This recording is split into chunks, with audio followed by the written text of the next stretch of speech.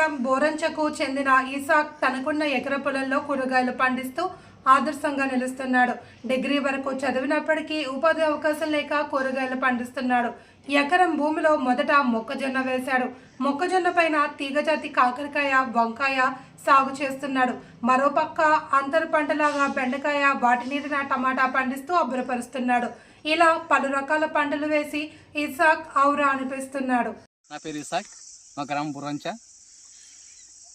Degree చదివినప్పుడు ఉద్యోగం రానప్పటికీ కూడా ఉన్న భూమిలోనే ఏ విధంగా అభివృద్ధి చెందాలని చెప్పేసి ఉన్న చేనులోనే పంట పండించడం జరిగింది. అందులో అంతర్గతంగా ఏంటంటే ఫస్ట్ మక్క వేయడం జరిగింది. ఆ తర్వాత దాని తీగ కావాలి కాబట్టి ఆ తీగ కోసం మక్క వేయడం జరిగింది. అందులోనే మళ్ళీ మనకి ఇన్కమ్ అవసరం కాబట్టి వంకాయ కూడా వేయడం జరిగింది. ఈ మక్క ఎందుకంటే ఈ మక్క అనేది తీగ పారడానికి కోసం ఇలా పడితే తీగ వాడుతూ ఉంటుంది. అందులో నాకు సపోర్టింగ్గా వంకాయ, ఒకేలా మనకు వంకాయ కూడా అది కాకరకాయ అయితే అదే దాంతోపాటు వంకాయ కూడా రావడం జరుగుతుంది కాబట్టి వంకాయ వేసినాను.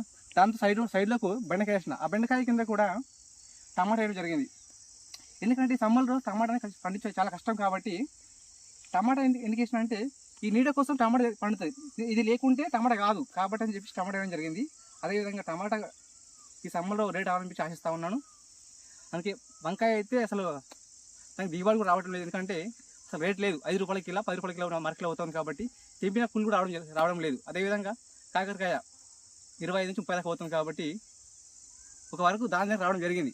ఈ వంకాయ సరే ఏమంటుంది టమాటా, బెండకాయ అది లాభాలు వస్తాయని చెప్పి ఆశిస్తూ ఉన్నాను.